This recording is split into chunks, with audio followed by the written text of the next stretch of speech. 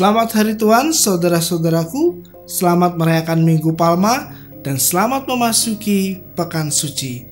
Damai Tuhan kita Yesus Kristus menyertai kita semua. Bersama lagi dengan saya, Romo Argo, di channel Heavenward. Minggu Palma memiliki arti yang sangat penting. Pertama, Tuhan Yesus mengawali apa yang telah menjadi kehendak-Nya, yaitu mengorbankan dirinya di kayu salib untuk menebus dosa manusia. Sebenarnya Tuhan bisa saja menghindari salib, tetapi Dia tidak melakukannya. Karena apa? Karena Dia memang sungguh menghendakinya.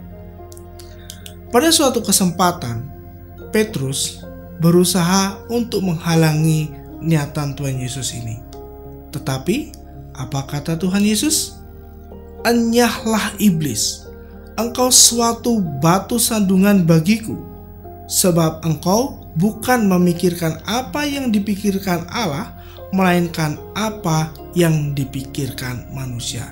Itu terdapat pada Injil Matius bab 16 ayat 23. Nah, dengan demikian saudara-saudaraku, kita diberikan gambaran bagaimana untuk membedakan roh Allah, roh jahat. Roh jahat selalu menyangkal bahwa Yesus telah menderita, wafat, dan bangkit. Roh jahat juga selalu akan menolak untuk menderita demi kasih.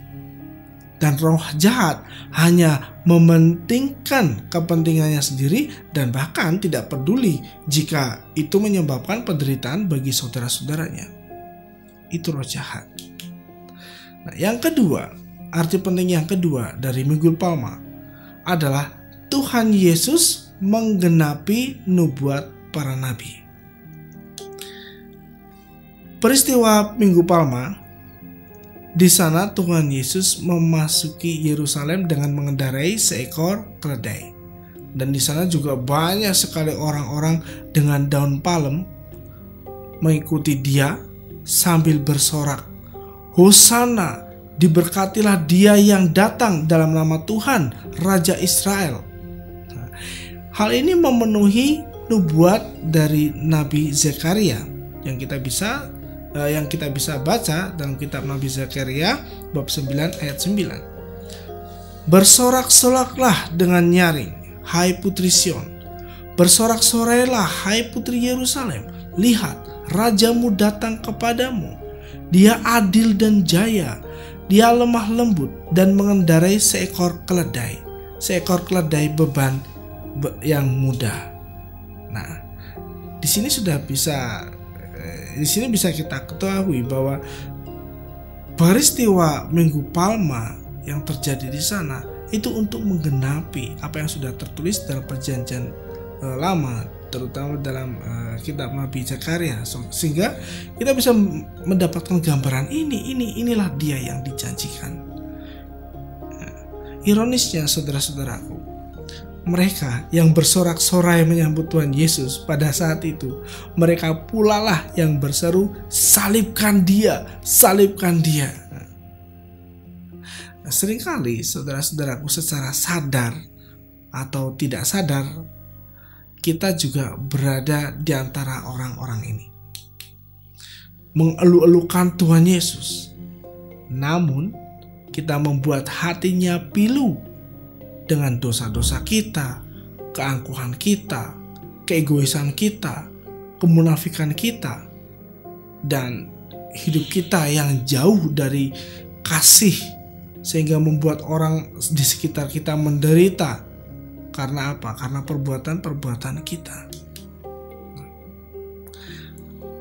Arti penting yang ketiga, Minggu Palma mengajak kita untuk masuk ke dalam pertobatan. Jangan menangisi Tuhan Yesus. Ini sangat penting. Karena pada saat itu, ketika Tuhan Yesus sedang memanggul salib, di sana ada wanita-wanita yang sedang menangisi Tuhan Yesus. Dan apa kata Tuhan Yesus kepada mereka yang menangisi Dia? "Hai putri-putri Yerusalem, janganlah kamu menangisi aku, melainkan tangisilah dirimu sendiri dan anak-anakmu." Itu Injil Lukas bab 23 ayat 28. Jadi kita semua diminta untuk melihat diri kita sendiri. Kalau kita sudah diselamatkan oleh Tuhan Yesus, lalu apa? Apa yang harus kita lakukan? Ini harus kita renungkan. Kita bertobat, berbuat seperti yang seharusnya dilakukan oleh orang-orang yang telah diselamatkan. Bukan berbuat seperti orang-orang yang masih tinggal dalam kegelapan. Ya.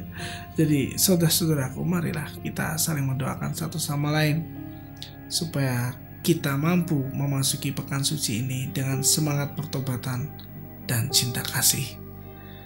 Jika Anda menyukai video singkat ini, silakan share, like, comment, dan subscribe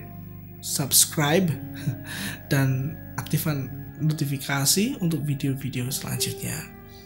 Tuhan Yesus mengasihi dan memberkati kita semua.